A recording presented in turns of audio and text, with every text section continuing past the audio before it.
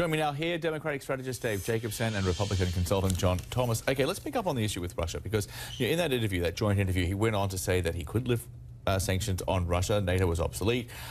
This was all music to the Kremlin's ears. But go back 3 years ago, it was a very different Donald Trump. He was asked on the Fox News channel what he thought about Mitt Romney when Mitt Romney made that warning that Russia could be the biggest geopolitical threat the U.S. is facing. Listen to this. Mitt Romney was so right, and nobody knew how right he was going to be. And you look at Obama's response, and just take a look at what's going on. Syria was propped up by Russia. Syria is now back in their fold 100%, and, that whole deal is coming to an end because Russia's taken over. We're out. There are a lot of things we could be doing economically to Russia. Russia is not strong economically, and we could do a lot of different things to really do numbers on them if we wanted to. So, Dave, how do you explain the two very different Donald Trumps? Well, I think it's a classic case of a Trump playbook flip-flop. We saw this throughout the course of the campaign. Women should be punished for having abortions. No, and maybe they shouldn't, right? And I think here's the issue, the core issue, is that Donald Trump has done more to court Vladimir Putin than the 74 million people who voted either for his opponent Hillary Clinton or another candidate for president. And I think it underscores a real challenge that he has moving forward as commander-in-chief. And I think he's fanning the flames of the sort of divisions that we've seen throughout the course of his campaign and how he talks to other world leaders, whether it's our adversaries or our allies across the globe.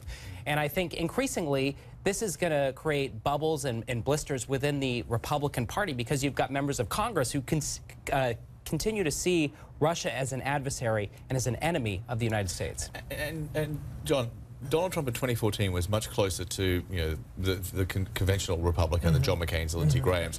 And clearly, the one thing, though, which he has not flip-flopped on through this entire election season was Russia.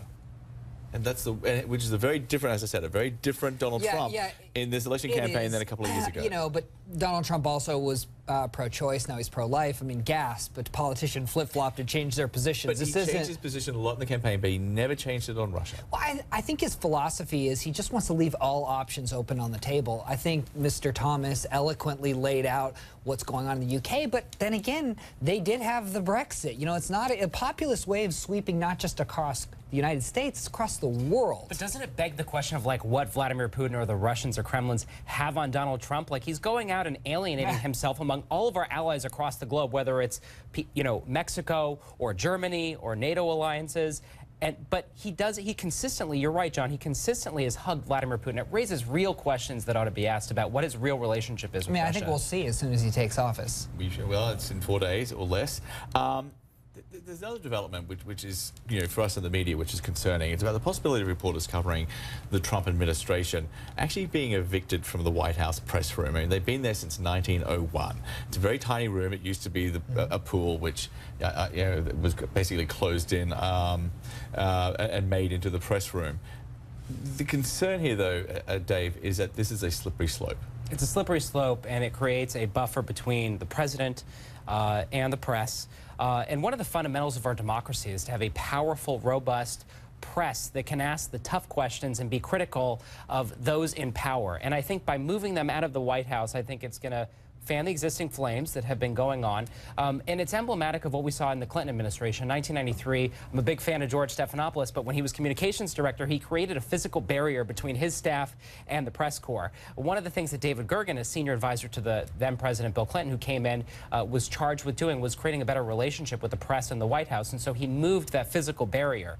This is moving them out of the building. It's a whole other issue. I think this story is getting misconstrued out of proportion. Reince Priebus went on Meet the Press on Sunday and said, in fact, we're not eliminating anyone from the press corps, or the press room. We want to invite more people. We want to invite more news sources, more bloggers to cover it. And he said explicitly to Chuck Todd, he's not revoking any press passes. Let me tell you why there's a concern with that. Because if you saw Donald Trump's news conference at Trump Tower, there were 300 reporters there. There were so many reporters there, as opposed to the 45 that normally cover the president, that when Donald Trump did a dodge or said something that wasn't accurate or maybe misleading, there was no one to follow it up. And he went from a CNN report, well, he didn't go to CNN, rather, he maybe go from an ABC reporter to a Breitbart reporter for a friendly question.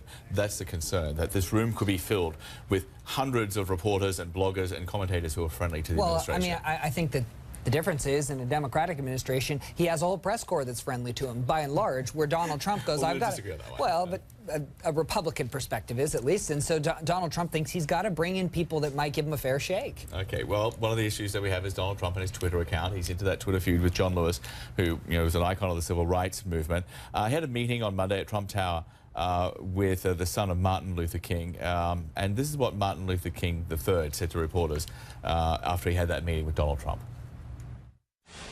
Things get said on both sides in the heat of emotion. And at some point, this nation, we've got to move forward. We can't stay on. I mean, people are literally probably dying. We need to be talking about how do we feed people? How do we clothe people? How do we create the best education system? That's what we need to be focused on. And Dave, it is time, I think, for everyone to move on, and most people would agree with that. And that's up to Democrats as well, who should probably attend the inauguration. Well, but also at the same time, you've got Donald Trump, who claims that he wants to unify the country, bring people together and move forward, and he's going scorched earth against John Lewis. And this issue isn't like confined to just John Lewis, pardon me.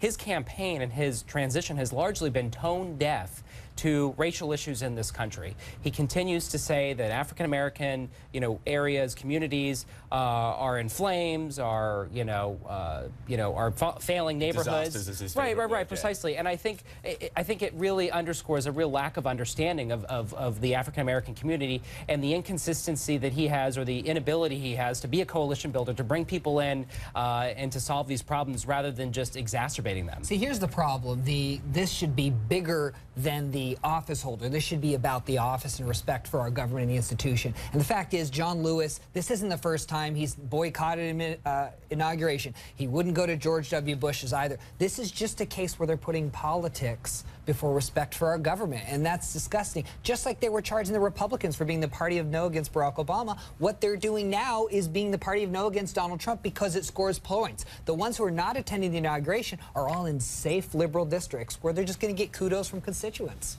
Okay, we'll leave it at that. Thanks. Thanks, John. Thanks, John.